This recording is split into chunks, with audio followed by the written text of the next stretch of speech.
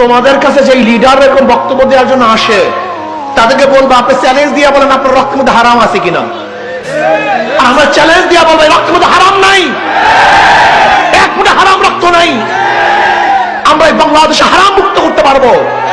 আর যাদের আগা আগা সব জায়গায় হারাম, তারা বাংলাদেশকে হারাম মুক্ত করতে পারবে না। ওদের প্রশ্ন করেন, তোর হাতের মধ্যে জুলুমের রক্ত নেই, খুনের রক্ত নেই, অত্যাচারের কোনো অবস্থা নাই, সাপ নাই, বল, বলতে পারবে?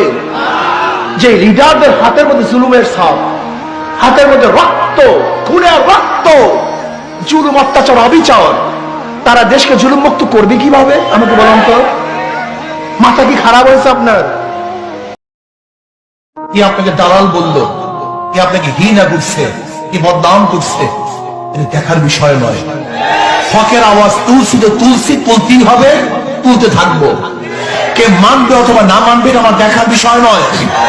নবী নূহ আলাইহিস সালাতু ওয়াস সালাম দাওয়াত দিয়েছেন কওমকে, সবাই মানে নাই। নবীর নবুয়তের কোনো কমতি হয় নাই। নবী ইব্রাহিম আলাইহিস সালাতু ওয়াস সালাম তার বাবাকে দাওয়াত দিয়েছেন, তার ইসলাম গ্রহণ করে নাই, তার নবুয়তের কোনো কমতি হয় নাই। সরদার দো আলম আলাইহিস সালাতু ওয়াস সালাম তার চাচাকে দাওয়াত দিয়েছেন, তার চাচার দাওয়াত কবুল করেন নাই, নবুয়তের কোনো কমতি হয় নাই। ইসলামী আন্দোলন বাংলাদেশ হকের বাড়ি তুলবে, দাওয়াত দিবে, কে মানবে এবং না মানবে দেখার বিষয় নয়, কিন্তু দাওয়াত ছাড়বো না, হকের কথা ভুলবো না ইনশাআল্লাহ।